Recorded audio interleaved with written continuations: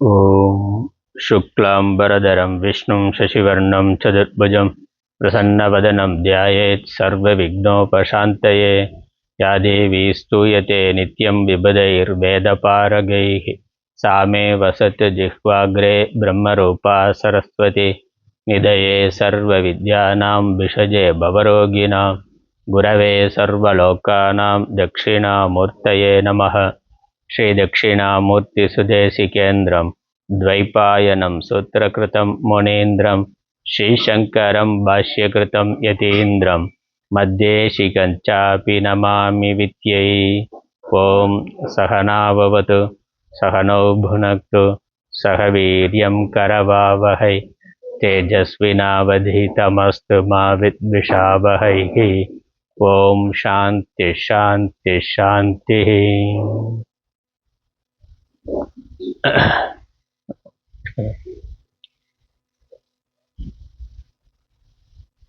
கேன உபனிஷத் என்ற சிறிய உபனிஷத்தினுடைய முகவுரை பார்த்து கொண்டிருக்கின்றோம்.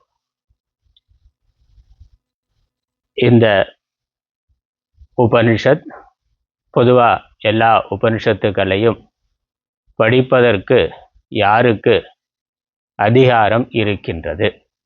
அதிகாரம்னா தகுதி, யார் அதை படிக்கலாம், யார் அதை படித்தால் பயனானது உண்டாகும். எல்லாத்துக்குமே ஒரு விஷயத்தை கற்றுக்கொள்வதற்கு ஒரு அடிப்படை குவாலிஃபிகேஷன் தேவை இருக்கு. அது என்னங்கனால தகுதி அப்படிங்கிறது, இங்கே அதிகாரங்கிறது அடிப்படையான தகுதி என்பது தான். அடிப்படையான தகுதி தான் அடிப்படையான தகுதி. அதாவது தகுதிங்கிறது இவர்கள் கூடும், இவர்கள் செய்யலாம் செய்யக்கூடாதுங்கிறதுக்கு இல்லை, யார் அதை செய்தால் அவர்களுக்கு அது நல்ல பயனுள்ளதாக இருக்கும். இப்போ மருத்துவம் படிக்கணும் அல்லது இன்ஜினியரிங் படிக்கணும், குறைந்தபட்சம் கணித அறிவியல், குறைந்தபட்ச அறிவியலை அந்த அடிப்படை கணிதம் தெரிஞ்சிருக்கணும், அடிப்படை அறிவியல் தெரிஞ்சிருக்கணும். இப்போ சயின்ஸு மேத்ஸில் யார் நல்ல மார்க் வாங்குகிறாங்களோ அவர்கள் அதை முக்கியமாக கொண்ட படிப்புக்கு தகுதி உடையவர்களாக இருக்கிறார்கள். அதான் முக்கியம். ஆனால் இங்கே பிறப்பு மற்ற விஷயங்கள் தகுதியாக சொல்லப்படலை. அந்த அறிவை பெறுவதற்கு உரிய பக்குவமானது அதுதான் தகுதின்னு சொல்லப்பட்டிருக்கு.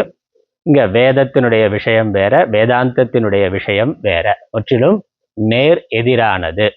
அதனால் அதற்கான தகுதி உடையவர்கள் வேறு, இதற்கான தகுதி உடையவர்கள் வேறு என்பதை ஆச்சாரியர் முதல்ல தெளிவுபடுத்துகின்றார். அதனால் கர்மம் ஞானம். கர்மம் என்பது ஒரு பலனை மையமாக கொண்டு செய்யப்படுவது.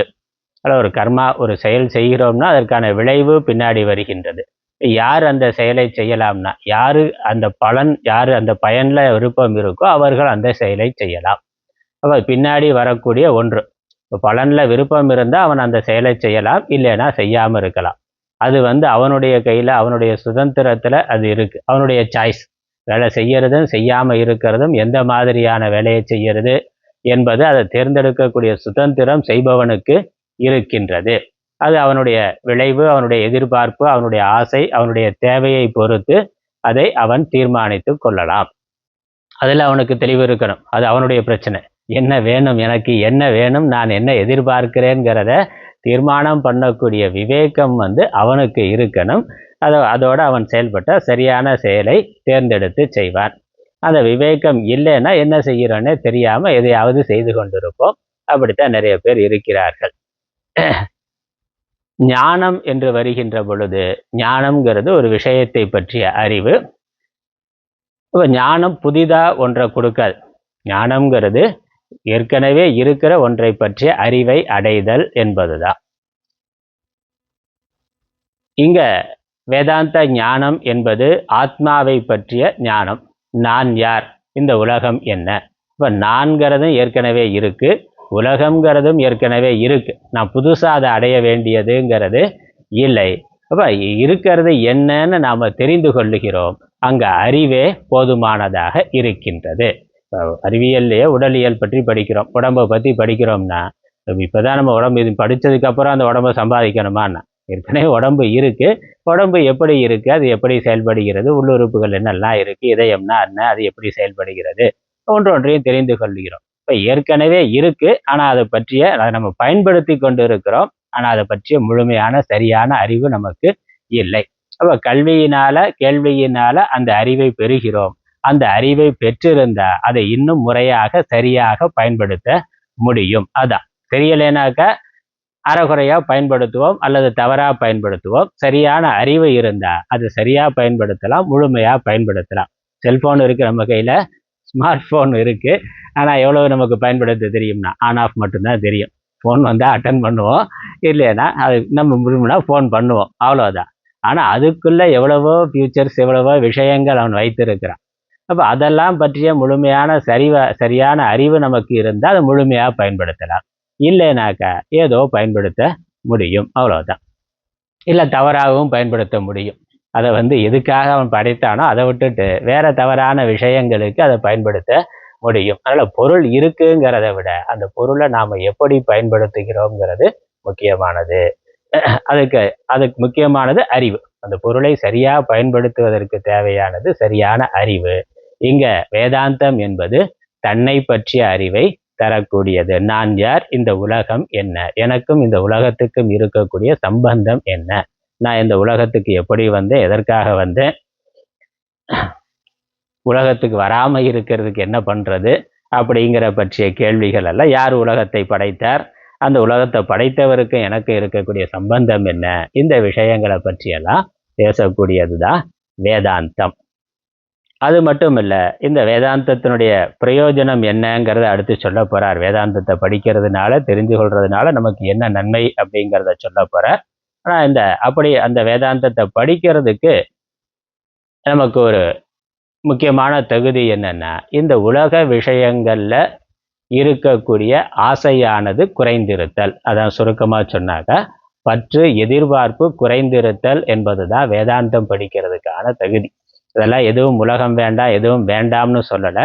அது இருக்கலாம், அதை பயன்படுத்தி கொண்டு இருக்கலாம். ஆனால் அதனுடைய குறைகளை தெரிந்து நான் அதிலிருந்து விடுதலை அடைய வேண்டும்ங்கிற விருப்பமானது வேண்டும். அதனால் விவேகம், வைராக்கியம், முமுட்சுத்துவம் 3 தான் சுருக்கமாக சொல்லப்பட்டது. இந்த விவேகம், உலகம் அனித்தியமானது, உலக பொருட்கள், உறவுகள் எல்லாமே அனித்தியமானது. அதிலிருந்து வரக்கூடிய சுகமானது வரையறைக்குட்பட்டது, காலத்தினால் மாறுபடக்கூடியது. அது ஒரு விவேகம். நான் விரும்புறது ஒரு நிலையான முழுமையான சுகத்தை விரும்புகின்றேன். இந்த உலகம், உலக பொருட்கள், உறவுகள் எல்லாம் அனைத்து நிலையில்லாததாக, குறைபாடு உடையதாக இருக்கின்றது. அதனால் அதிலிருந்து கிடைக்கக்கூடிய சுகமும் நிலையில்லாததாக, குறைபாடு உடையதாக இருக்கிறதுங்கிறது அனுபவம். இந்த உலகம் மட்டுமில்லை, வேற எந்த உலகங்களுக்கு போனாலுமே அது அப்படித்தான் இருக்குங்கிறது சாஸ்திரத்தை நம்ம படிக்கிற பொழுது, புராண இதிகாசங்களை படிக்கிற பொழுது, கேட்கின்ற பொழுது தெரிகின்றது. அதனால இந்த விவேகத்தினால நமக்கு ஏற்பட வேண்டிய பயன், வைராக்கியம் என்னது? இந்த அனித்தியமான உலக பொருள்களிலிருந்து அது எனக்கு வேண்டாம், அனித்தியமான சுகம் வேண்டாம், எனக்கு நித்தியமான சுகம் வேண்டும். நித்தியமான சுகம் வேண்டும்ங்கிறது ஒரு பக்கம். அப்புறம் இந்த அனித்தியமான உலகம், அதிலிருந்து அனித்தியமான சுகம் மட்டும் வரல, துக்கமும் வருகின்றது. சொல்லப்போனா சுகத்தை விட துன்பம் தான் மிகுதியாக வருகின்றது. அப்ப இந்த உலக துன்பங்களிலிருந்து நான் விடுபட விரும்புகின்றேன். அதனால ஒன்று, இந்த துன்பத்திலிருந்து நான் விடுபடணும். இதற்கு மேலான சுகம் இருந்தால் நான் அதை அடைய வேண்டும். அதை சுகத்தை அடையிறதுங்கிறது கூட அப்புறம், என்னன்னா பிரச்சனை இல்லாமல் இருந்தால் போதும், அவ்வளோ. நமக்கு அடிப்படை விருப்பம் என்னது? இந்த துக்கம், புதுசாக சுகம் வருதோ இல்லையோ, துக்கம் இல்லாமல் இருந்தால் போதும், பிரச்சனை இல்லாமல் இருந்தால் போதும் அப்படிங்கிறதா. அப்போ இந்த துக்கம்ங்கிறது நமக்கு தொடர்ந்து ஏதோ ஒரு விதத்தில் வந்து கொண்டு இருக்கு. அது விஷயம் மாறுபடலாம், ஆளாளுக்கு விஷயம் மாறுபடலாம். ஆனால் எல்லோருக்குமே துக்கம் இருக்கு, பிரச்சனை இருக்கின்றது. அப்போ இந்த துக்கத்திலிருந்து, பிரச்சனைகளிலிருந்து நாம் விடுபட வேண்டும் என்று விரும்புகின்றோம். அதுக்கு பேர் தான் முமுட்சுத்துவம்னு பேர். முமுட்சுத்துவம்னாக்கா பந்தத்திலிருந்து விடுதலை விரும்பி, முமுட்சுனாக்க விடுதலையை விரும்புகிறவன். அப்போ இந்த துன்பத்திலிருந்து விடுதலை அடைய விரும்புகின்றவன். துன்பத்திலிருந்து விடுதலை அடைகிறதுக்கு உலகத்துல பல வழிகள் இருந்தாலும் அந்த வழிகள் எல்லாம் தற்காலிகமானதா இருக்கு. நிரந்தரமான விடுதலையை தரத்தக்கதா எதுவும் இல்லை, எல்லாம் ஜாமீனா தான் இருக்கு. உலகத்தில் இருக்கக்கூடிய விஷயங்கள் அந்த நேரத்துக்கு அது தற்காலிகமான ஒரு தீர்வாக இருக்குது. ஆனால் அது நிரந்தரமான விடுதலையா இல்லை. அதனால் எனக்கு நிரந்தரமான விடுதலை வேண்டும்ங்கிற விருப்பம். அப்புறம் இந்த உலக சுகங்களுக்கெல்லாம் மேலான சுகம் ஏதாவது இருந்தால் அதை நான் அடைய வேண்டும்ங்கிற விருப்பம். இந்த விருப்பம் யாருக்கு இருக்கோ அப்போ விவேகம், வைராக்கியம், இந்த முமுட்சுத்துவம், இந்த மூணும் யாருக்கு இருக்கோ அவர்கள் வேதாந்தத்தை படிக்கலாம். இந்த உபனிஷத்துக்களை அவர்கள் படிக்கலாம். இதற்கு மேலே அப்படி இந்த உபனிஷத்தை படிக்கிறதுனால எனக்கு என்ன நன்மை ஏற்படுங்கிறத சொல்லுகின்றார். அடுத்த வரி நம்ம பார்க்கிறோம் நம்ம புஸ்தகத்தில்.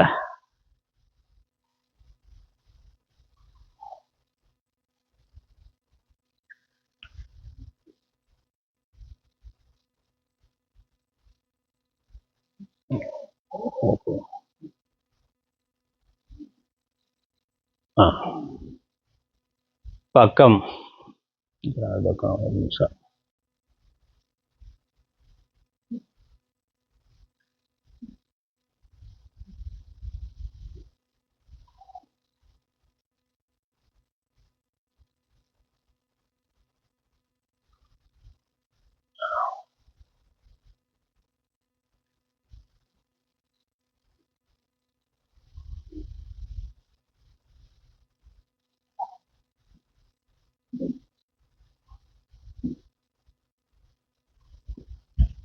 ஐந்தாவது பக்கம். ஐந்தாவது பக்கத்தில் மேலே இருந்து முதல்ல சம்ஸ்கிருதத்தில் சொல்கிறேன், அதுக்கப்புறம் தமிழில் இருக்கிறத நம்ம பார்க்கலாம். சம்ஸ்கிருதம் தெரிஞ்சால் அதுக்கு மேலேயே சம்ஸ்கிருதத்துலேயும் இருக்குது.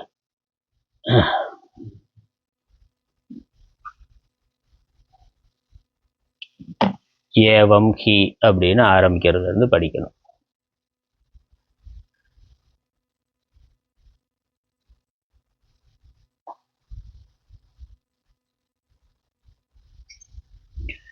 एवं हि विरक्तस्य प्रत्यगात्मविषयं विज्ञानं श्रोतुं मन्तुं विज्ञातुं च सामर्थ्यम् उपपद्यते न अन्यथा एतस्मात् च प्रत्यगात्म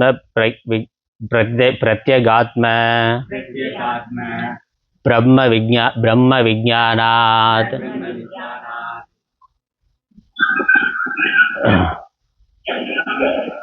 संसार बीजम अज्ञानम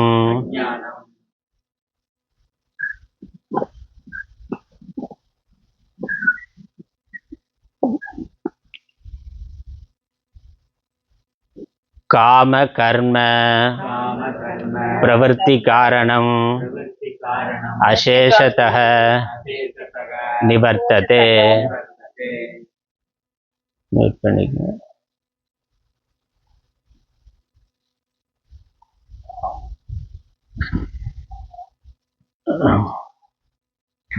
இவ்வாறு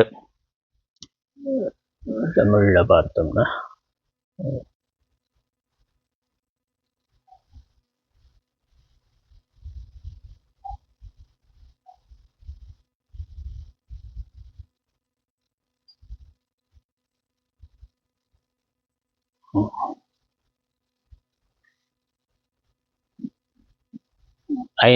நான்காவது பக்கத்தில் கடைசி வார்த்தையிலிருந்து ஆரம்பிக்குது இவ்விதம்.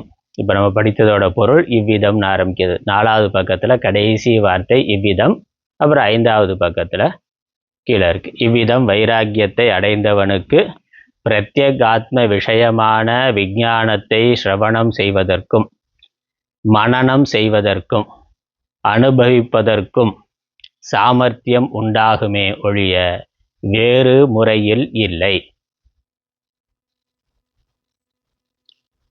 இத்தகைய பிரத்யேகாத்ம விஷயமான விஞ்ஞானத்தினால் அபரோக்ஷ சாட்சா்காரத்தினால்தான் சம்சாரத்துக்கு காரணமானதும் காமம் கர்மம் இவற்றின் பிரவൃத்திக்கு காரணமானதுமான அஞ்ஞானமானது முற்றிலும் விலகுகின்றது.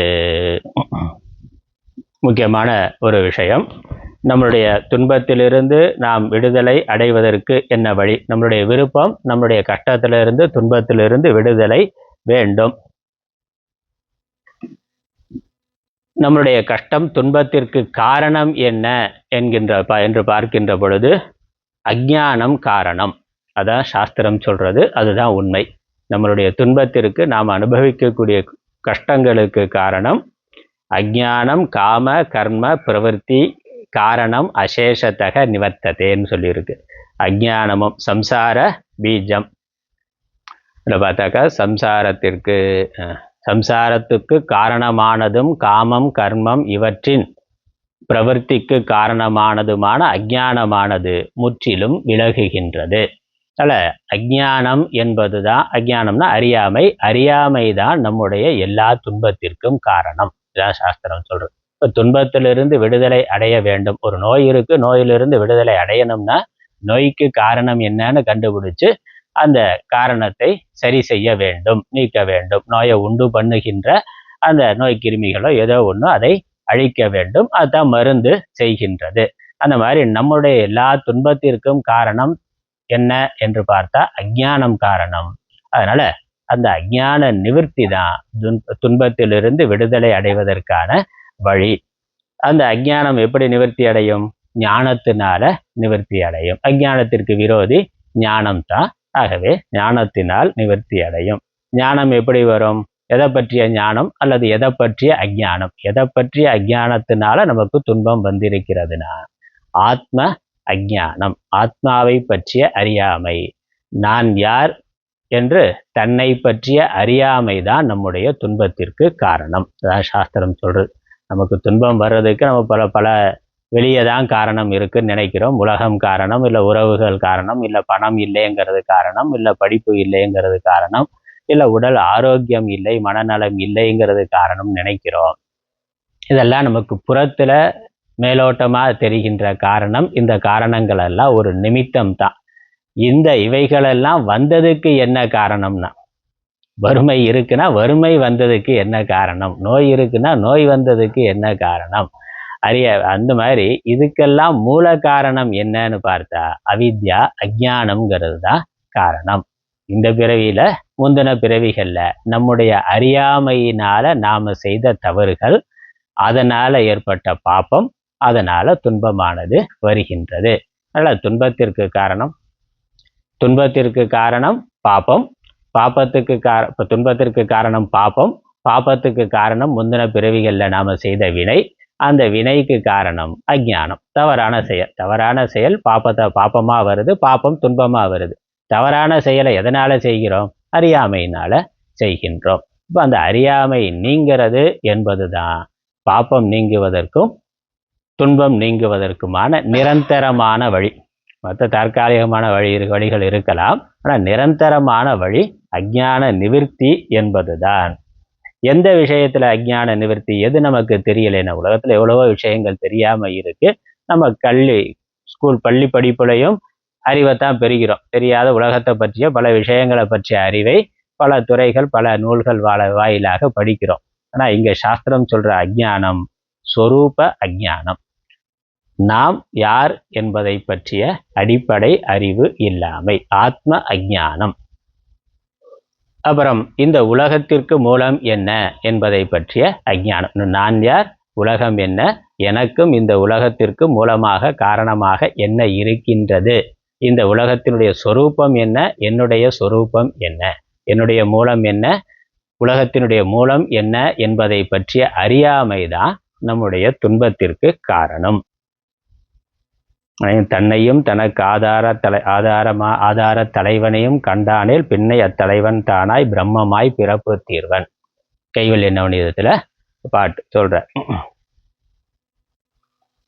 அதாங்க ஆச்சாரியர் சொல்றார், பிரத்யேகாத்ம பிரம்ம விஜானாத் சம்சார பீஜம் அஜ்ஞானம் காரணம். பிரத்யேகாத்மனா நான்கிறது. நான்னு நமக்குள்ள எது இருக்கோ அந்த நானுக்கு ஆத்மானு பேரு. அது உள்ளே இருக்கிறதுனால பிரத்யேக்குன்னு பேரு. உள்ளே இருக்கின்ற நான் என்ற பொருள், இந்த உடம்பு மனது இயங்குவதற்கு காரணமாக இருக்கின்ற பொருள், இது இருப்பதற்கு காரணமான பொருள் எது, எது உள்ள இருந்து கொண்டு இந்த உடல் வாயிலாக அனைத்தையும் பார்த்து கொண்டு கேட்டுக்கொண்டு அனுபவித்து கொண்டு இருக்கின்றதோ அதுக்கு ஆத்மான்னு பேர். அதனால இப்ப நம்ம நான்கிற வார்த்தையை பயன்படுத்தி கொண்டு இருக்கிறோமே வெளிய இந்த நான் யாருங்கிறது நமக்கு தெரியாது. அது தெரியாமலே நம்ம நான்கிறத சொல்லி கொண்டு இருக்கிறோம். நம்ம நான்கிறதுக்கு ஒரு அடையாளம், ஒரு அர்த்தம் வச்சிருக்கிறோம். என்னது? உடம்பு. உடம்பு வரைக்கும் நான்கிற எண்ணமானது நமக்கு இருக்கின்றது. இதுதான் நான் என்று நம்ம நினைத்து கொண்டு இந்த உடம்போட வாழ்க்கை வாழ்ந்து கொண்டு இருக்கிறோம். அதனால உடம்புக்கு சுகம், உடம்போட சுகம் என்னுடைய சுகம், உடம்போட துக்கம் என்னுடைய துக்கம் என்று உடம்பு தான் நான். உடம்பு போயிட்டா நான் போயிட்டேன்னா. அதனால் உடம்பு வந்த பொழுது நான் பிறந்து வந்தேன், உடம்பு அழிந்து போச்சுன்னா நான் உடம்புக்கு மரணம் வர்ற பொழுது நான் மரணம் அடைவேன் நினைக்கிறோம். உண்மையிலேயே இந்த உடம்பு நான் என்று நாம நினைக்கிறோம். ஆனால் சாஸ்திரம் அது அறியாமையினால வந்த தவறான அறிவுன்னு சொல்லுது. அதனால அஞ்ஞானம் எதுனா இங்க நான் அல்லாத ஒன்றை நாம் நான் என்று நினைத்து கொண்டிருக்கின்றோம். நான் யாருங்கிறது தெரியாம இருக்கிறது மட்டுமல்ல, நான் அல்லாத ஒன்றை நாம் நான் என்று நினைத்து கொண்டிருக்கிறோம். அது ஒரு பிரச்சனை. நான் யாருன்னு தெரியல, ஆனா நான் இல்லாத ஒன்றை, நானா இல்லாத ஒன்றை நான் நினைக்கிறதுங்கிறது ஒன்று இருக்கு. இப்போ தூக்கத்திலேயே நான்கிறது இல்லை. தூக்கத்துல நான் யாருன்னு தெரியாது. கல் மண் ஜடத்துக்கு நான் யாருன்னு தெரியாது. கல் மண் ஜடம் நான் யாருன்னு தெரியாம இருக்குங்கிறதுனால அதுக்கு எந்த பிரச்சனையும் இல்லை. அது பாட்டுக்கு இருக்கு. நம்ம தூக்கத்துல இருக்கிறோம், அப்பயும் நமக்கு நான் யாருன்னு தெரியாது. நான் யாருன்னு தெரியாம மட்டும் இருக்கிறதுனால நமக்கு பிரச்சனை இல்லை. தூக்கத்துல சந்தோஷமா தான் இருக்கும். தூக்கத்துல நமக்கு எந்த பிரச்சனையும் இல்லை, எந்த பயமும் இல்லை, எந்த கவலையும் இல்லை. தூக்கத்துல ஆனந்தமாகத்தான் இருக்கிறோம். அப்ப என்ன, நான் யாருங்கிறது தெரியாம தானே இருக்கு. அதனால நான் யாருங்கிறது தெரியாம இருக்கிறதுங்கிறது ஒரு பிரச்சனை. ஆனா அது ஒரு முக்கியமான பிரச்சனை கிடையாது. நான் அல்லாத ஒன்றை விழித்த உடனே உடம்ப நம்ம நான் நினைக்கிறோம். அது நம்மளுடைய பிரச்சனைக்கு காரணம். அப்போ உடம்பு பிறந்தது, நான் பிறந்தேன். உடம்பு இருக்கிறது, நான் இருக்கிறேன். உடம்பு அழிந்து போனால் நான் அழிந்து போய்விடுவேன். அப்புறம் உடம்பு சுகமா இருந்தா நான் சுகமா இருக்கிறேன். உடம்பு துக்கப்பட்டா நான் துக்கமா இருக்கிறேன். உடம்பு கருப்பா இருந்தா நான் கருப்பு. உடம்பு வெள்ளையா இருந்தா வெள்ளை. உடம்போட எல்லா குணங்களையும் நம்முடையதுன்னு நாம நினைக்கின்றோம். சரிதானே? அதுல ஒன்றும் தப்பு இல்லையேன்னா அப்படி சொல்ல முடியாது.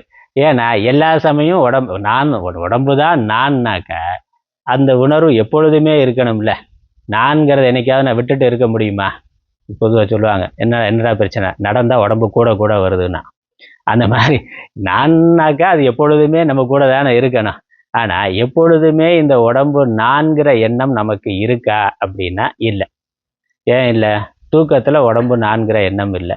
கனவுல இன்னொரு உடம்புல நான்கிற எண்ணம் இருக்கு. கனவுல நமக்கு நான்கிற எண்ணம் இருக்கு.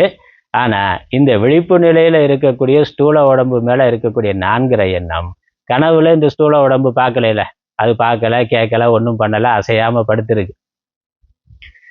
கனவுல வேற ஒரு உடம்பு இருக்கு, அங்க இருந்து பார்க்கிறார், பேசுறார், எல்லா வேலையும் செய்கிறார். அந்த உடம்பு மேல நான்கிற எண்ணமானது இருக்கு. இப்ப கடவுள இருக்கக்கூடிய அந்த நான் உண்மையான நானா, இல்ல விழிப்புல இருக்கக்கூடிய இந்த நான் உண்மையான நானா? அந்த உடம்பு உண்மையான உடம்பா, இந்த உடம்பு உண்மையான உடம்பா? எந்த நான் உண்மையான நான்? விழிப்பு நிலையில இருக்கிற பொழுது அந்த உடம்பு இல்லை, அந்த நான் இல்லைங்கிறதுனால அது பொய்னா, கனவுல இருக்கிற பொழுது இந்த உடம்பு இல்லை, இந்த உடம்பு மேல நான்கிறது இல்லைன்னா இந்த உடம்புன்னு பொய் தானே. இங்க அது இல்லை அதனால அது பொய்னா, அங்க இது இல்லை அதனால இதுவும் பொய். ஆனா நான்கிறது எப்பொழுதும் இருக்க வேண்டிய ஒன்று. அப்படி இல்லை. ஆழ்ந்த தூக்கத்துக்கு போனா ரெண்டு உடம்பும் இல்லை, இன்னொரு உடம்பு இருக்கு, அஞ்ஞானம்ங்கிறது இருக்கு. விழித்த உடனே நான் ஒன்றையும் அறியாமல் இருந்தேன்னா அப்ப இருந்தது யாரு? இந்த ரெண்டும் இல்லாம இன்னொரு ஆள் இருந்திருக்கிறான்ல. ஆழ்ந்த தூக்கத்துல, கனவும் இல்லாத தூக்கத்துல நாம இருந்திருக்கிறோம். அப்ப நான் இல்லைன்னு சொல்ல முடியாது. அப்பயும் நாம இருந்திருக்கிறோம். விழித்த உடனே நான் ஒன்றையும் அறியாமல் இருந்தேன். என்ன நடந்ததுன்னே தெரியல, அடிச்சு போட்ட மாதிரி தூங்கிட்டேன்னா, ஒரு சுகமாக தூங்கினேன் வேற. அப்ப அந்த ஆழ்ந்த தூக்கத்துல இருந்த சுகத்தை அனுபவிச்சது யாரு? அங்க அடிச்சு போட்ட மாதிரி இருந்தது, ஒன்றையும் அறியாமல் இருந்தது யாரு? அங்க இருக்கக்கூடிய நான் யார்? தூக்கத்துல நான் இல்லைன்னு சொல்ல முடியாது. ஆழ்ந்த தூக்கத்திலேயே நான் இருக்கிறேன். விழித்த உடனே அந்த ஆள் வந்துடுறேன். அதனால என்ன தெரியுது? இந்த ஸ்தூல உடம்போ, இல்ல கனவுல இருக்கக்கூடிய சூக்ஷ்மமான ஒரு உடம்போ, இல்ல ஆழ்ந்த தூக்கத்துல இருக்கக்கூடிய அந்த அவித்தையோ, இதற்கு வேறாக ஒன்று இருக்கின்றது. அது அவ்வப்பொழுது இந்த நிலைகளை மாறி மாறி எடுக்கின்றது. ஏன்னா யார் விழிப்புல இருக்கிறானோ அவன் தான் கனவுல இருக்கிறான், அவன் தான் ஆழ்ந்த தூக்கத்திலே இருக்கிறான். அப்ப இந்த ஸ்டேட்டஸ், இந்த உடம்பு மாறி மாறி வருது, அதிலிருந்து வரக்கூடிய அனுபவங்களும் மாறி மாறி வருகின்றது. இப்ப இதற்கு வேறாக ஒரு அனுபவிப்பவன் இருக்கிறான். இருக்கணுமா இல்லையா? அவன் மாறாம இருக்கிறான்ல. 3 அனுபவம் வந்து போகுது. 3 அனுபவமே ஆழ்ந்த தூக்கம்ங்கிறதும் கனவுங்கிறதும் விழிப்புங்கிறதும் மாறி மாறி வந்து போகின்றது. இது மாறி மாறி வர்ற பொழுது ஒரு உடம்பும் மாறி மாறி வந்து போய் கொண்டிருக்கின்றது. அப்ப இதற்குள்ள இதை அனுபவிக்கிற ஒருவன், மாறாத ஒருவன் இருக்கணும். ஒரு அனுமானம். அப்படி ஒரு ஆள் இருக்கணும். ஆனா நம்ம என்ன நினைக்கிறோம்? இந்த ஸ்தூலமான உடம்பு மட்டும்தான் நான் நினைக்கிறோம் விழிச்சிருக்கிற பொழுது. கனவு நிலையில அடுத்த நிலையில மாறி போயிடுறது. ஆனால் பெரும்பாலும் அது இந்த உடம்பு தான் நான் நினைக்கிறோம்.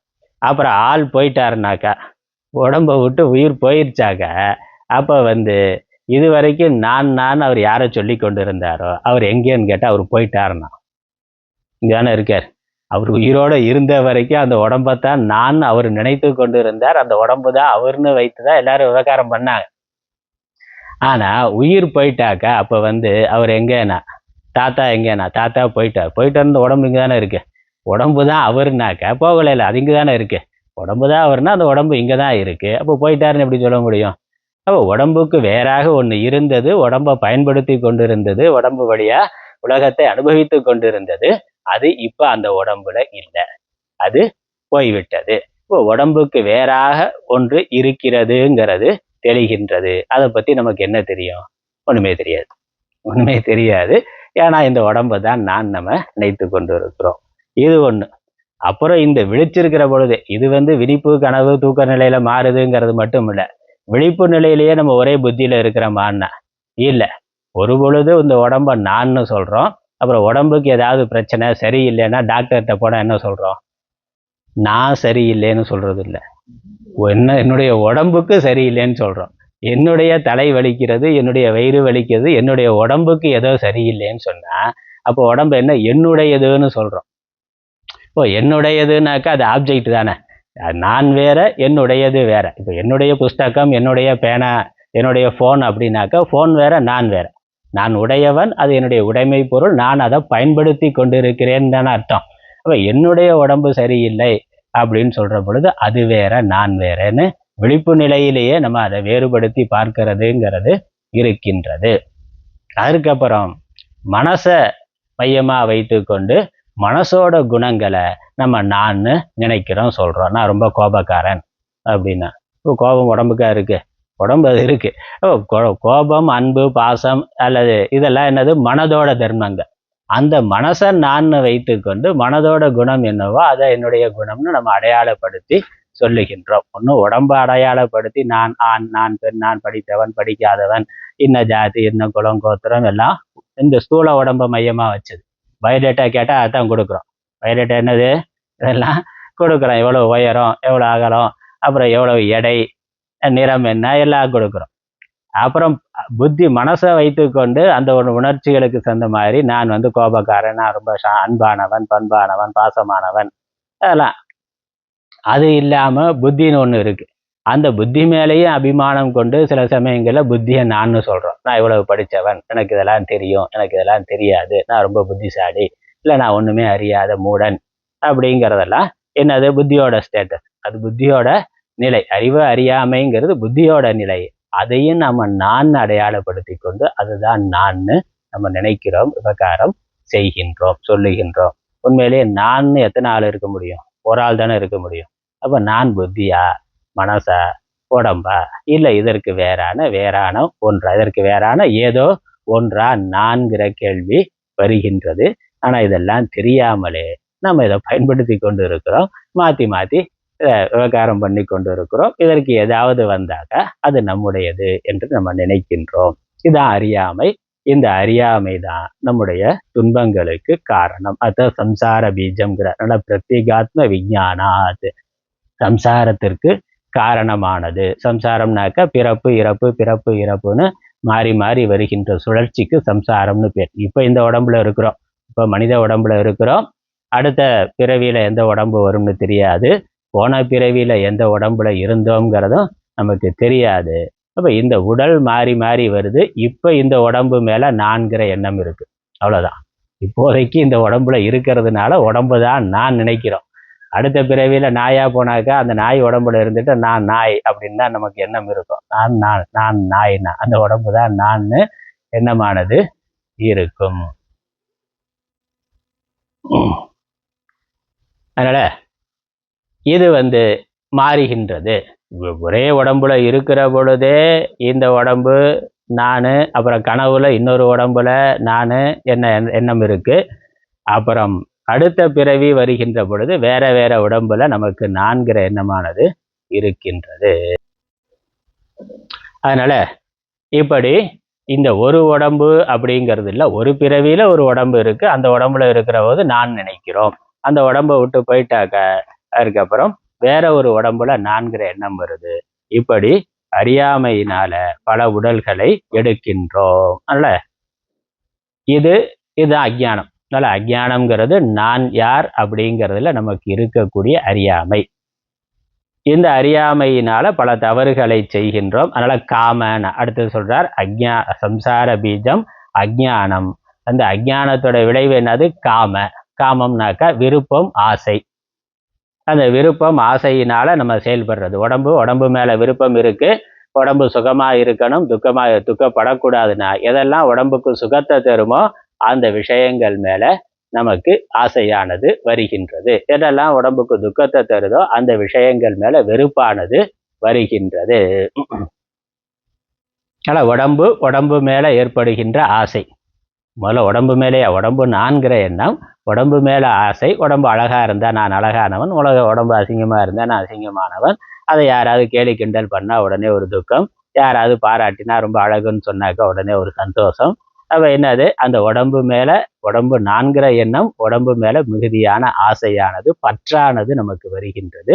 அப்புறம் உடம்பை சார்ந்து உடம்ப மையமாக கொண்டு உடம்புக்கு எதெல்லாம் சுகத்தை தருமோ, யாரெல்லாம் சுகத்தை தருவார்களோ அவர்கள் மேல பற்று வருது. இவர்கள் என் கூட இருந்தா எனக்கு சந்தோஷம், எனது உடம்புக்கு சந்தோஷம். அதே மாதிரி இந்த பொருள்கள் எல்லாம் இருந்தா சந்தோஷம், விதமா சாப்பிட்டா மற்ற என்னெல்லாம் போக விஷயங்கள் அனுபவிக்கிறோமோ அதனால சந்தோஷம். அது இல்லைன்னா துக்கம்ங்கிற அந்த வெறுப்பானது வருகின்றது. உடம்பு மேல விருப்பம், உடம்புக்கு விரோதமா உடம்புக்கு சுகத்தை தராத விஷயங்கள் மேல வெறுப்பானது வருகின்றது. அதனுடைய அடிப்படையில நம்மளுடைய செயலானது இருக்கின்றது. கர்மங்கிற அவித்யா, அஜ்ஞானம், காம கர்மல சம்சாரத்திற்கு காரணமானதும் காமம், நம்மளுடைய ஆசைக்கு ஆசையும். அப்புறம் கர்மம்னா அதனுடைய அடிப்படையில தான் நம்மளுடைய செயலானது இருக்கின்றது. அந்த செயல் நல்ல விதமா இருக்கும், தீய விதமா இருக்கும். உடம்புக்கு சுகத்தை தரக்கூடிய பொருள்களை சம்பாதிக்கிறோம்.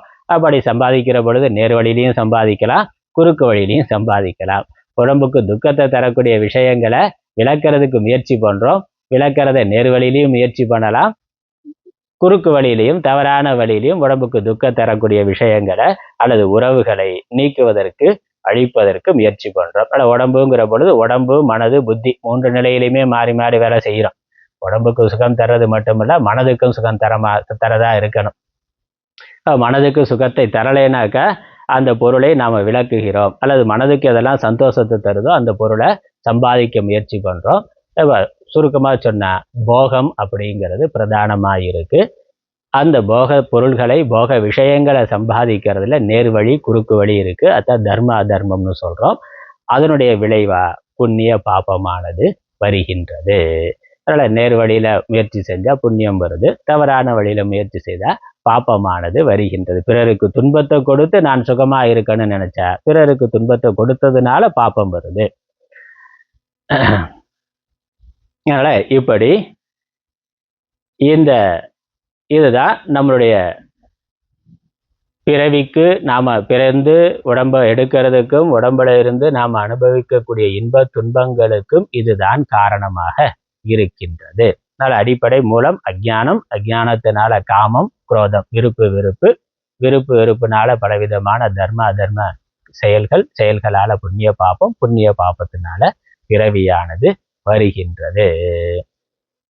இந்த பிறவியிலிருந்து விடுபட வேண்டும் அல்லது இன்ப துன்பங்களிலிருந்து விடுபட வேண்டும் என்றால் அதற்கு என்ன வேணும்? இந்த அறியாமையானது நீங்க வேண்டும். அறியாமை நீங்க வேண்டும்.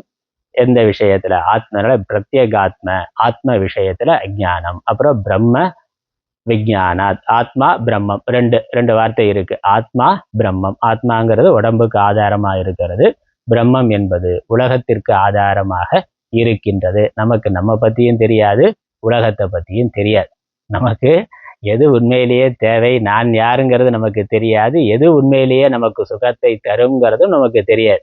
அதே மாதிரி உலகம் உண்மையிலேயே எப்படி இருக்குங்கிறத நமக்கு தெரியாது. நல்லது இல்லாத ஒரு கெட்டதை நல்லதுன்னு நினைக்கிறோம், நல்லதை கெட்டதுன்னு நினைக்கிறோம். உண்மையிலேயே உலகத்தோட சொரூபமும் என்ன நமக்கு தெரியாது. நம்மளுடைய அந்த நேர விருப்பு வெறுப்புக்கு ஏற்றாற் போல உலகத்துல ஒரு விஷயத்தை தேர்ந்தெடுக்கிறோம். இவன் நல்லவன், இவன் ரொம்ப நல்ல பையன், நல்ல பொண்ணு, இது வாழ்க்கை துணையா இருந்தா துக்கமே இல்லைன்னு நினைக்கிறான். இப்ப இளம் பருவத்துல குழந்தையா இருக்கிற பொழுது ஏதோ சாப்பாட்டு விஷயத்துல இதெல்லாம் எனக்கு நல்லதுன்னு நினைக்கிறான். அது வயதுக்கு தகுந்த மாதிரி, பருவத்துக்கு பக்குவத்துக்கு தகுந்த மாதிரி, சூழ்நிலைக்கு தகுந்த மாதிரி, மனநிலைக்கு தகுந்த மாதிரி நம்ம உலகத்துல சில விஷயங்களை தேர்ந்தெடுக்கிறோம், சில விஷயங்களை விளக்குகின்றோம். உண்மையிலேயே அது நல்லது கெட்டதானா? அப்படி இல்லையே. அது ஆளுக்கு தகுந்த மாதிரி மாறுபடுது. உலகம் நல்லதா கெட்டதான்னு எப்படி சொல்றது? அது அவரவருடைய விருப்பு வெறுப்புக்கு ஏற்றாற் போல இருக்கின்றது. அதனால நல்லது. இப்போ துணிக்கடையில போய் துணி எடுக்கிறோம், நல்ல சேலை, நல்ல டிசைன், நல்ல கலர்னா எப்படி சொல்றது? 1000 துணியில நம்ம ஒரே ஒரு சேலை எடுத்துட்டு வரோம் நல்லதுன்னு, அப்போ மிச்சம் 99 நல்லது இல்லைன்னு, 999 நல்லது இல்லைன்னு ரிஜெக்ட் பண்றோம். அந்த 999ல இருந்தானே இன்னொரு ஆள் வந்து ஒரு துணி எடுத்துட்டு போறாங்க. இப்போ அவர்கள் அது நல்லதுன்னு தானே எடுத்துட்டு போறாங்க. நமக்கு முன்னாடி ஒருத்தர் வந்து இந்த 1000 வேணான்னு ரிஜெக்ட் பண்ணிட்டு அடுத்த கடைக்கு போன ஆள் இருக்காங்கல்ல. அவங்களுக்கு அது பிடிக்கல, அது நல்ல கலர் இல்லை, நல்ல டிசைன் இல்லைன்னு சொல்லி விளக்கிட்டு போறத நம்ம நல்லதுன்னு எடுத்துட்டு வரோம். நம்ம எது நல்லது இல்லை, வேண்டாம், இது அழகா இல்லைன்னு நினைக்கிறோமோ அது இன்னொருத்தர் எடுக்கிறான். அதனால இது வந்து சேலை, நகை, மற்ற உறவுகள் எல்லாமே, பொண்ணு மாப்பிள்ளைனாக்க, பொண்ணு தேடுறோம் மாப்பிள்ளை தேடுறோம்னாக்க, நம்ம வேணான்னு சொல்றாரு இன்னொரு யாரோ கல்யாணம் பண்றாங்கல்ல, அவர்களுக்கு அது பொருத்தமானதா இருக்கு. இல்ல நம்ம எது வேணும், இதுதான் நல்லதுன்னு தேர்ந்தெடுக்கிறோமோ அதுக்கு முன்னாடி 4 பேர் பார்த்து ரிஜெக்ட் பண்ணதா இருக்கு. அதுவும் இருக்குல்ல, அதுவும் இருக்கத்தான் செய்யுது. அப்ப நல்லது கெட்டதுங்கிறது பொருளை சார்ந்ததா இல்லை, நம்மளுடைய விருப்பு வெறுப்பு, நம்மளுடைய தேவைகள், சூழ்நிலையை சார்ந்ததா இருக்கு. அது சரியான முடிவா தப்பான முடிவான்னு நமக்கு தெரியாது. நம்ம சரின்னு தேர்ந்தெடுத்தது உண்மையிலேயே சரியானா, புடவை எடுத்துட்டு வந்து போட்டு வந்தேனே, பக்கத்து வீட்டம்மா சொல்லுது, என்ன கலர், என்ன டிசைன், இதை போய் எடுத்திருக்கியேண்ணா, உடனே துக்கம் வந்துருச்சு. உண்மையிலேயே இது நல்லது இல்லை போல. அப்படி 2 பேர் சொன்னாங்கனாக்கா உடனே அது துக்கமாயிருக்கு. இவங்க பார்த்து 10 கடை ஏறி வாங்கினாங்க. அதெல்லாம் தீபாவளி சீசன்னால அதெல்லாம் வருதுங்களா நமக்கு. அதனால 10 கடை ஏறி பார்த்து வாங்கிட்டு வந்ததை ஒரு 2 பேர் நல்லா இல்லையேன்னு சொன்னா அவ்வளோதான், அந்த தீபாவளி துக்கமாயிருச்சுன்னா அப்படி இருக்கு. அப்ப அது நம்ம மனசு சார்ந்ததா இருக்கு. நம்மளுடைய நல்லது கெட்டது நம்ம உலகத்துல எதையும் சொல்ல முடியாது, அது நம்ம மனது சார்ந்ததா இருக்கு. நம்ம மனதே இன்னொரு காலத்துல மாறுபடக்கூடியதா இருக்கு. ஏதோ ஒரு காலத்துல நல்லதுன்னு தேர்ந்தெடுத்தோமோ அது இன்னொரு காலத்துல வேண்டாம், இதனால துக்கம், வேண்டான்னு விடணும்னு நினைக்கிறோம். எது வேண்டான்னு ஒரு காலத்துல விளக்கணுமோ அது வேண்டும்னு இன்னொரு காலத்துல நினைக்கிறோம். அப்ப நேத்து நல்லவனா இருந்தவன் இன்னைக்கு கெட்டவன் ஆயிட்டான், நேத்து கெட்டவனா இருந்தவன் இன்னைக்கு நல்லவன் ஆயிடுறான். அப்போ உண்மையிலேயே அவன் நல்லவனா கெட்டவனான, அது நம்மளுடைய மனசு சார்ந்து இருக்கு. மனசு எந்த அடிப்படையில் செயல்படுதுன்னா விருப்பு வெறுப்போட அடிப்படையில் செயல்படுகின்றது. அதனால நமக்கு நம்ம பற்றியும் சரியான அறிவு இல்லை, நமக்கு உண்மையிலேயே நான் யாருங்கிறதோ, நமக்கு என்ன தேவைங்கிறதோ தெளிவில்லை, உலகம் என்னங்கிறத நமக்கு தெளிவில்லை, எது நல்லது கெட்டதுங்கிறத நம்ம ஒரு சார்பா அந்த நேரத்துக்கு தோன்றுகின்ற மனநிலையை வச்சு தீர்மானம் பண்றோம். அதுதான் நமக்கு அடுத்தடுத்து வரக்கூடிய துன்பங்களுக்கு காரணமா இருக்கு. அதனால இது அதனால நமக்கு நம்மளுடைய சொரூபமும் தெரியாது, உலகத்தினுடைய சொரூபமும் தெரியாது. இங்க சாஸ்திரம் என்ன சொல்லுது? நம்முடைய சொரூபம் ஆத்மா, நான்கிறது உடம்போ மனதோ புத்தியோ கிடையாது, இதற்கு வேறாக, இதற்கு ஆதாரமாக இருக்கின்ற மாறாத ஆத்மா அப்படின்னு சாஸ்திரம் நம்ம பற்றி சொல்லுகின்றது. அதே மாதிரி உலகம் என்னன்னா, உலகத்துல மாறுபடுகின்ற இந்த விஷயங்கள் எல்லாம் விளக்கிட்டு அதற்குள்ள மாறுபடாத ஒரு பொருள் இருக்கின்றது, அது பிரம்மம் என்று சாஸ்திரம் சொல்லுது. அதுக்கப்புறம் அந்த பிரம்மமும் இந்த ஆத்மாவும் ஒன்றுதான்னு சொல்லுது. அதனால நான் வேறு உலகம் வேறுங்கிறது உடம்ப வச்சு பார்க்கிற பொழுது நமக்கு வேதமா தெரியுது. உண்மையிலேயே நமக்கும் இந்த உலகத்திற்கும் ஒரே ஆதாரம் தான் இருக்கின்றது. அது பூர்ணமானதாக இருக்கின்றது, மாறுபடாததாக இருக்கின்றது, அது ஆனந்த சுரூபமாக இருக்கின்றது. அது எப்படிங்கிறதெல்லாம் பின்னாடி வரப்போகுது.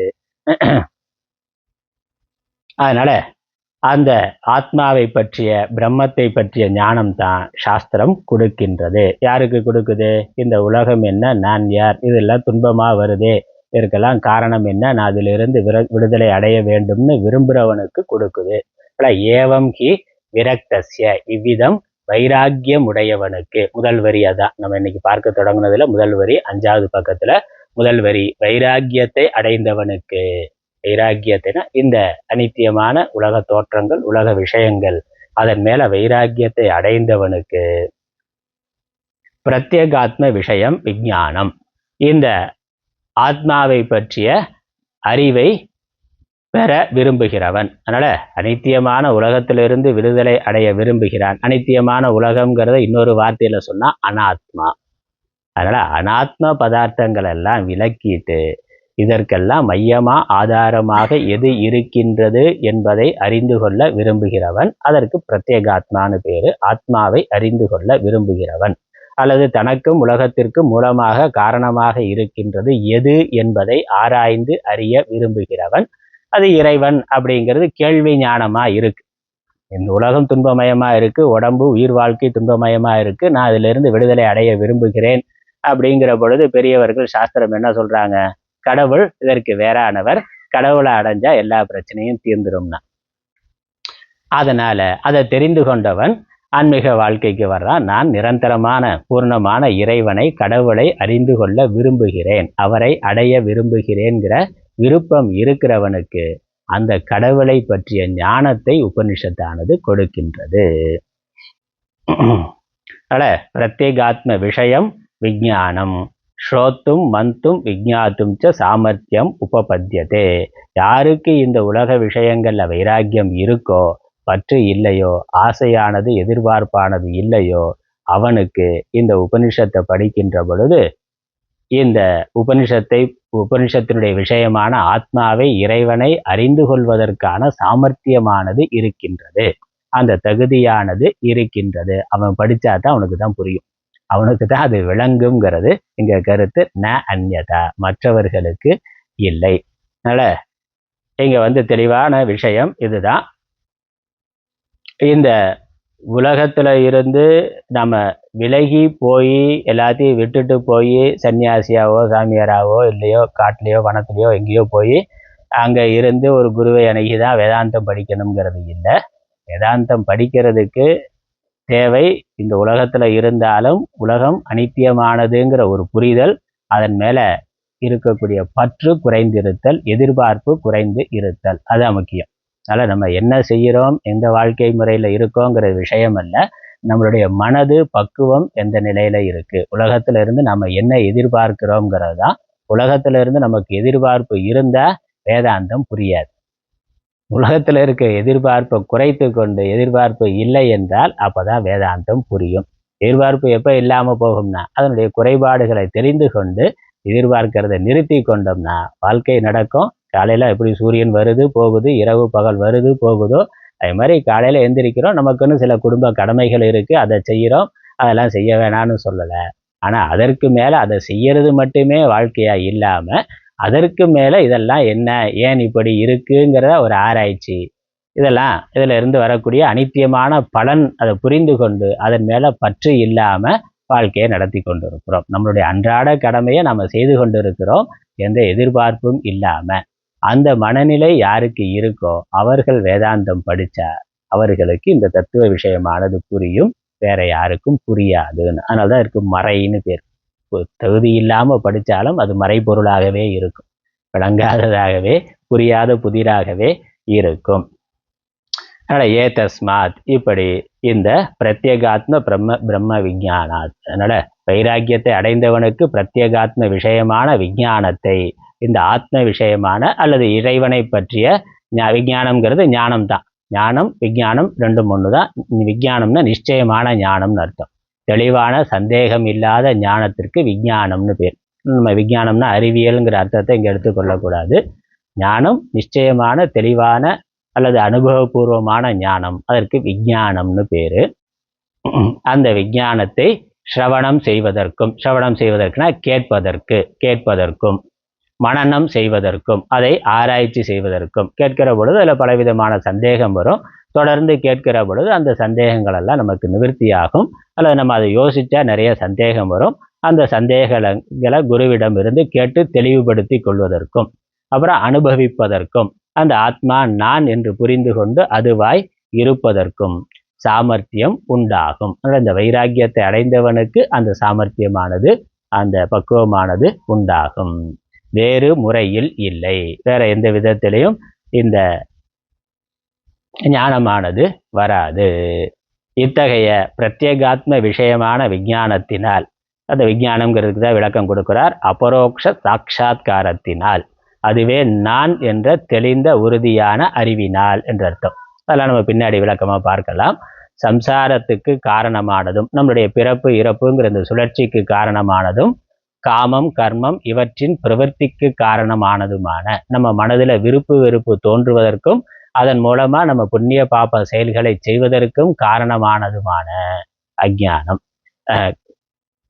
இவற்றிற்கு பிரவர்த்திக்கு காரணமானதுமான அஞ்ஞானமானது முற்றிலும் விலகுகின்றது. அதனால் நம்மளுடைய பிறவிக்கு இதில் வரக்கூடிய விருப்பு வெறுப்புக்கு நாம் செய்கின்ற புண்ணிய பாப செயல்களுக்கு எல்லாத்துக்கு காரணம் அஞ்ஞானம். அந்த அஞ்ஞானமானது இந்த ஆத்ம ஞானத்தினால் விலகுகின்றது. உபனிஷத்தை படிக்கிறதுனால விலகுகின்றது. அப்படி விலகுனா அதனுடைய பிரயோஜனம் என்ன என்பதுதான் அடுத்த வார்த்தையா வருது.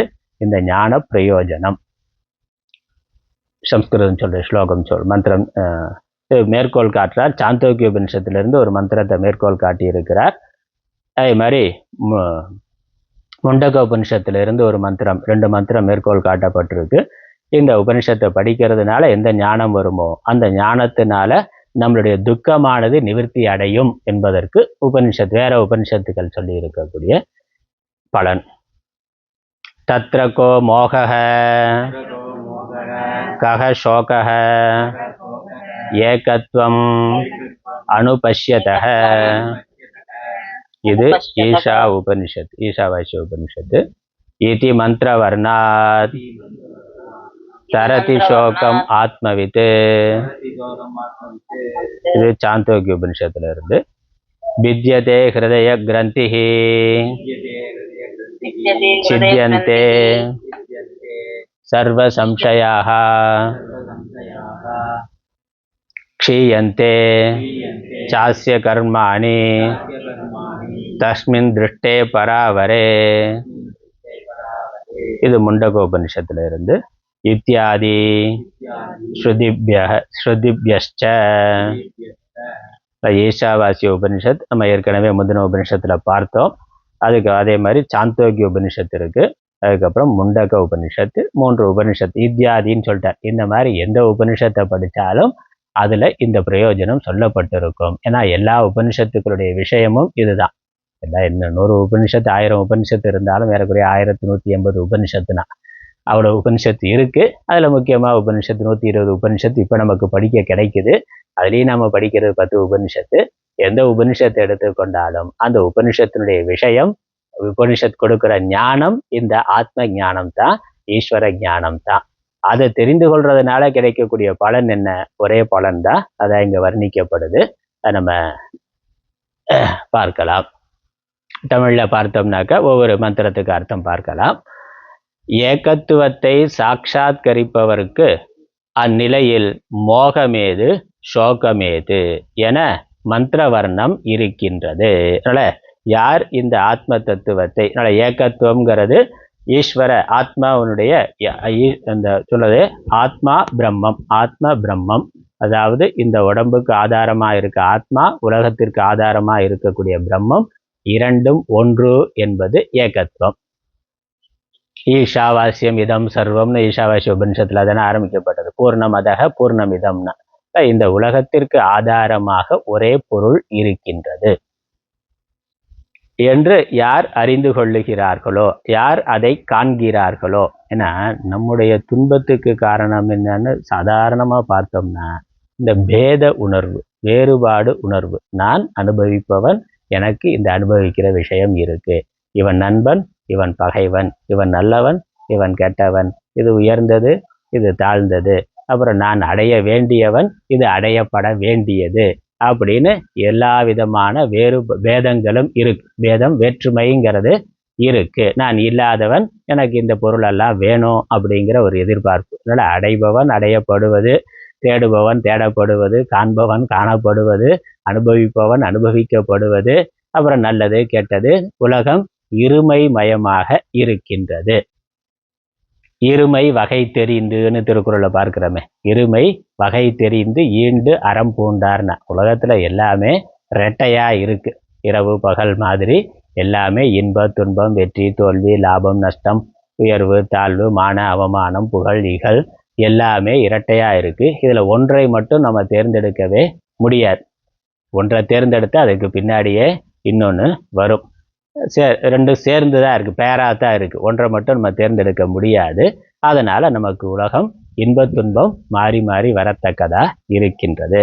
ஆனால் உண்மையிலேயே இது இப்படித்தானா அப்படின்னு கேட்டால் அது அப்படி இருப்பதாக தெரிகின்றது. இந்த வேற்றுமைகள், இந்த வேறுபாடுகள் எல்லாம் ஒரு தற்காலிகமான தோற்றமாக இருக்கின்றது. இங்கே வேற்றுமை இருக்குங்கிறது பிரச்சனை இல்லை. இந்த வேற்றுமையை நாம் சத்தியமாக நினைக்கிறோம், அதான் பிரச்சனை. உலகத்தில் ஏற்றத்தாழ்வு இருக்குங்கிறது உண்மை. ஆனால் அந்த ஏற்றத்தாழ்வு நிரந்தரமாக இருக்கும் என்பதும் அது உண்மையிலேயே இருக்கும்னு நாம் நினைக்கிறோம், இருக்கிறதுன்னு நாம் நினைக்கிறோம். அது அறியாமை. அதனால் உலகம் பேதமாக இருக்குது. இங்கே சாஸ்திரம் சொல்கிறது ஏகத்துவம்னு சொல்லியிருக்கு. யார் ஏகத்துவத்தை பார்க்கிறார்களோன்னா, அப்போ இல்லாத ஒரு ஏகத்துவத்தை பார்க்கறதுங்கிறது இல்லை. அது உண்மையிலேயே ஏகமாகத்தான், ஒன்றாகத்தான் இருக்குது. அந்த ஒன்று பலவாக தோன்றி கொண்டிருக்கின்றது. நாம் ஒன்றை பற்றிய அறிவு இல்லாமல் பலவான தோற்றத்தை சத்தியம் என்று நினைக்கின்றோம். ஒரு மனிதன் ஒரு சமயத்தில் கொஞ்சம் கோபமாக இருந்தால், கடுமையாக பேசினா, அவன் எப்பொழுதுமே அப்படித்தான் முடிவு பண்ணிடுறான்.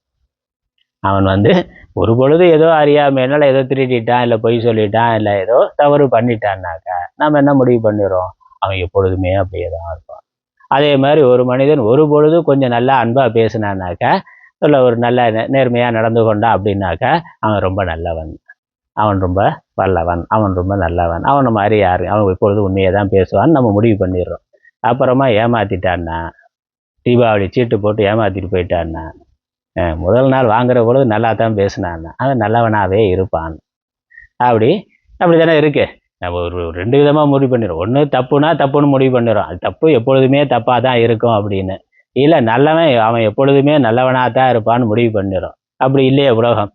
ஒரு பொழுது இப்படி இருக்கிறது, அப்புறம் இன்னொரு பொழுது அப்படி மாறி இருக்கின்றது. அதனால உலகம்ங்கிறது இது மாறி மாறி வர்றதுங்கிறது இயல்பு. நாம நம்மளுடைய அறியாமையினால அல்லது சொந்த விருப்பு வெறுப்புனால அதை ஒரு பக்கமாக முடிவு பண்ணிடுறோம், அப்படியே லாக் பண்ணிடுறோம் அதை. அப்படி இல்லை. இது மாறி மாறி கொண்டே இருக்குனாலும் இது தோற்றத்தில் மாறி மாறி கொண்டு இருக்கின்றது. இதற்கு அடிப்படையாக மாறாத ஒரு பொருள் இருக்கின்றது. அந்த மாறாத ஒரு பொருளை ஒருவன் புரிந்து கொள்ள வேண்டும். இந்த மாற்றங்கள் எல்லாம் மாயையினால் நடக்கக்கூடியது. அதெல்லாம் நம்ம பின்னாடி உபனிஷத்தை பார்க்கிற பொழுது விரிவாக பார்க்க போகிறோம். ஏன்னா இந்த உபனிஷத்தோட படிக்கிறதுனால என்ன பலன் அப்படிங்கிறது இங்கே வந்திருக்கு. இந்த ஞானம் என்ன அப்படிங்கிறது உபனிஷத்தில் விரிவாக வரப்போகுது. அதனால் அங்கே அந்த தத்துவ விஷயங்கள் எல்லாம் நம்ம விரிவாக பார்க்கலாம். ஆனால் உபனிஷத் கொடுக்கக்கூடிய ஞானம் முன்னாடி சொன்னாரே, பிரத்யேகாத்ம பிரம்ம விஜானாத்னு. ஆத்மா பிரம்மம்னு ரெண்டு வார்த்தை, ரெண்டும் ரெண்டு இல்லை ஒன்று தான். வார்த்தை தான் ரெண்டு, இருக்கிற பொருள் ஒன்று தான் அப்படிங்கிற அந்த ஞானம் ஏகத்துவம். அந்த ஏகத்துவத்தை ஒருவன் எப்பொழுது ஒருவன் பார்க்கின்றானோ, இந்த வேற்றுமைகளுக்குள் எல்லா வேற்றுமைகளுக்குள்ளும் ஒன்றாக இருக்கின்ற ஒன்றை ஒருவன் எப்பொழுது பார்க்கின்றானோ அவனுக்கு அப்பொழுது சோகமும் இல்லை, மோகமும் இல்லை. அவனுக்கு அந்த உலகத்தை பற்றி மயக்கம் வர்றதில்லை. அது மயக்கம் ஏற்படுவது இல்லை. மயக்கம் வந்தால் சோகம் வரும், சோகம் வருவதும் இல்லை. அதெல்லாம் நம்ம பின்னாடி உபனிஷத்தை பார்க்கிற பொழுது விரிவாக பார்க்கலாம். இன்னொன்று, இந்த ஈஷாவாசி உபனிஷத்து ஏற்கனவே விரிவாக பார்த்தது தான், அதெல்லாம் பார்த்துருக்கோம். யூடியூப்ல நம்ம கிளாஸ் இருக்கு, போட்டு கேட்டுக்கலாம். இந்த மந்திரத்துக்கான விரிவான விளக்கம் அங்கே இருக்கு. அதனால் யார் இந்த ஞானம் இருக்கோ, சுருக்கமாக சொன்னாக்கா, யாருக்கு இந்த உபனிஷத் படிக்கிறதுனால தெளிவான ஞானம் வருதோ அவர்களுக்கு சோகம் இல்லை, மோகம் இல்லை. சோகம்ங்கிறது மனக்கவலை, அது இல்லை. மோகம்ங்கிறது உலகத்தை பார்த்து மயங்கிறது அதுவும் இல்லை, மயக்கம் இல்லை, சோகம் இல்லை. அதனால மயக்கமா கலக்கமானா மயக்கமும் இல்லை கலக்கமும் இல்லை, மயக்கமும் கலக்கமும் இல்லைன்னா சோகம்ங்கிறது வராது. சோகத்துக்கு காரணம் இந்த மயக்கம் கலக்கம் தான். இந்த மயக்கம் கலக்கம் இல்லைன்னா சோகம்ங்கிறது இருக்காது. அப்போ ஞானத்தோட பிரயோஜனம் சோக நிவர்த்தி. அதே மாதிரி அடுத்த உபனிஷத்து அதான் சொல்லுது, தரதி சோகம் ஆத்மவித்துன்னு. ஆத்மாவை அறிந்தவர் சோகத்தை கடக்கிறார். சோக பகுலமான சம்சாரத்தை பகுலம்னா பல, மிகுதியான அப்படின்னு அர்த்தம். சோகமே நிறைந்திருக்கக்கூடிய சம்சார சாகரத்தை கடக்கிறார். பிறவி பெருங்கடலை நீந்துகிறார்னு அர்த்தம். பிறவி பெருங்கடல் எப்படி இருக்கு? சோகமயமா இருக்கு. அதனால கடல்ல தத்தளிச்சுக்கிட்டு இருக்கிறவனுக்கு ஆஹா என்ன அழகா நீச்சல் அடிக்கிறான்னா, அவன் நீச்சல் அடிக்கல, தத்தளிச்சுக்கிட்டு இருக்கிறான். அதனால அதுல அதை கிடைக்கிறார்னா சோகத்தை அவர் கிடைக்கிறார். அதற்கு மேல அவருக்கு எவ்விதமான துக்கமும் இல்லை. அதனால உபனிஷத்து படிக்கிறதுனால என்னன்னா துக்க நிவர்த்தி அப்படிங்கிறது பிரயோஜனமா சொல்லி இருக்கு சாந்தோக்கிய உபனிஷத்துல. அடுத்த உபனிஷத்து முண்டக்க உபனிஷத்துல வருது. அதனுடைய அர்த்தம் என்ன? பராவரமான அந்த பிரம்மமானது பார்க்கப்பட்டதும் எவரது கர்மங்கள் தேய்ந்து விடுகின்றன. எவன் அந்த ஏகத்துவம்னு சொன்ன அந்த பரம்பொருளை ஆத்மாவை எவன் ஒருவன் அறிகின்றானோ, அதை பார்க்கின்றானோ, அப்பொழுது அவனுடைய கர்மங்கள் தேய்ந்து விடுகின்றன. கர்மம் தான் நம்மளுடைய துக்கத்துக்கு சுகத்துக்கு காரணம். அந்த புண்ணிய பாபமானது வினையானது வினை பயனானது இல்லாமல் போய்விடுகிறது. வினை பயன் இல்லாம போயிட்டாக்க அவருக்கு பிறவிங்கிறது இல்லை. சர்வ சம்சயங்களும் சிதறி போகின்றன. சம்சயம்னா சந்தேகம். எவ்விதமான சந்தேகமும் அவருக்கு இல்லை. ஹிருதய கிரந்தியும் நாசத்தை அடைகின்றது. ஹிருதய கிரந்திங்கிறது மனதில் இருந்து நமக்கு பந்தத்தை உண்டு பண்ணுகின்ற அஜ்ஞானம். அதனால மூல அஜ்ஞானம். இந்த மனதில் இருக்கக்கூடிய அவித்தையானது அஜ்ஞானமானது நீங்கி விடுகின்றது. அதனால இந்த உபனிஷத்தை படிக்கிறதுனால ஞானம் வருது. அஜ்ஞான நிவர்த்தி, அஜ்ஞான நிவர்த்தினால மோக நிவர்த்தி, அதோடு புண்ணிய பாப நிவர்த்தி, கர்ம நிவர்த்தி. அஜ்ஞான நிவர்த்தியானாலே புண்ணிய பாப கர்ம நிவர்த்தி வருது. புண்ணிய பாப கர்ம நிவர்த்தியினால ஜன்ம நிவர்த்தியானது வருகின்றது, சுகதிக்க நிவர்த்தியானது வருகின்றது என்ற மாதிரி ஸ்ருதிகளும் இருக்கின்றன. இப்படி இருக்கின்றன. இன்றைக்கு நம்ம பார்த்திருக்கிறது இந்த உபனிஷத்தை படிக்கிறதுனால, இந்த உபனிஷத்து மட்டுமில்லை, உபனிஷத்துக்களை படிக்கிறதுனால, வேதாந்தம்னு சொல்லப்படுகின்ற இந்த தத்துவ சாஸ்திரங்களை உபனிஷத்துக்களை படிக்கிறதுனால ஒருவனுக்கு கிடைக்கக்கூடிய பலன் துக்க நிவர்த்தி. எல்லா விதமான துன்பங்களும் நீங்குதல், கவலை நீங்குதல், பிறவியே நீங்குதல்னா பிறவியே நீங்குதல், முக்தி அடைதல், பிறவாத நிலையை அடைதல் என்பது. அது எப்படிங்கிறத நம்ம உபனிஷத்து படிக்கிற பொழுது நம்ம பார்க்கலாம். இன்னும் விரிவா வரும். இங்க பலன் அதான். இதுக்கு அப்புறம் இன்னும் பாஷ்யம் இருக்கு. இங்க ஒரு கேள்வி வருது. வேதத்தினுடைய ஒரு பகுதி கர்மாவை சொல்லுது, இன்னொரு பகுதி ஞானத்தை சொல்லுதுன்னா இந்த கர்மா ஞானம் இங்கேயும் விளக்கம் கொடுத்தாரு. யாருக்கு உலக விஷயங்கள் மேல பற்று இருக்கோ, ஆசை இருக்கோ, அவர்கள் வேதாந்த வேலை செய்யாது. அவர்களுக்கு இது அல்ல. இப்ப யாருக்கு வைராக்கியம் அடைந்திருக்கிறார்களோ அவர்களுக்கு தான் உபனிஷத்துன்னு சொன்னாரு. இங்க எதிராளி கேள்வி கேட்கிறார், எதிர்கட்சி ஆளு கேள்வி கேட்கிறார். அவருக்கு பூர்வ பட்சின்னு பேர். ஏன் உலகத்தின் மேல ஆசையும் வைத்து கொண்டு நான் உபனிஷத்து படித்து ஞானத்தையும் ஏன் அடைய முடியாது? கேள்வி. நான் உலகத்தையும் அனுபவித்து கொண்டு ஞானத்தையும் அனுபவிக்கிறேன்னா, எல்லா விதமான போகங்களையும் அனுபவித்து கொண்டு, போகத்தை அனுபவிக்கிறது கூட பிரச்சனை இல்லை, அவ்வளோ ஆசையையும் வைத்து கொண்டு நான் ஞானத்தையும் ஒன்றா வைத்து கொள்ள முடியாதான்னு. இந்த ஆசையும் ஞானமும் ஒன்றா இருக்க முடியாது, அது எண்ணெயும் தண்ணீர் மாதிரின்னு அப்படி விளக்கம் கொடுக்கிறார். நல்ல கேள்வி அது. உலகத்திலிருந்து நிவர்த்தி ஆகணுங்கிறது இல்லை, உலக ஆசைகள்லேருந்து வைராக்கியம்னு சொன்னோமே, வைராக்கியம் இல்லாமல் ஞானம் வராதா? சுருக்கமாக சொன்னாக்க ஞானம் வரணும்னா, உபனிஷத் படிக்கணும்னா அதற்கு வைராக்கியம்ங்கிற தகுதி இருக்கணும்னு சொன்னார். ஏன் வைராக்கியம் இல்லாமலே ஞானத்தை ஒருவன் அடைய முடியாதா? ரெண்டும் சேர்ந்து இருக்க முடியாதா என்று கேள்வி. அதற்கு ஆச்சாரியர் பதில் சொல்றார். என்ன பதில், என்ன கேள்வி, என்ன விளக்கம்ங்கிறத நம்ம அடுத்த வகுப்புல பார்க்கலாம்.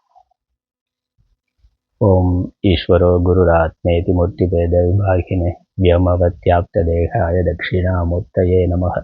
ओम पूर्णमदः पूर्णमिदं पूर्णात् पूर्णमुदच्यते पूर्णस्य पूर्णमादाय पूर्णमेवावशिष्यते। ओम शांति शांति शांति। हरि ओम।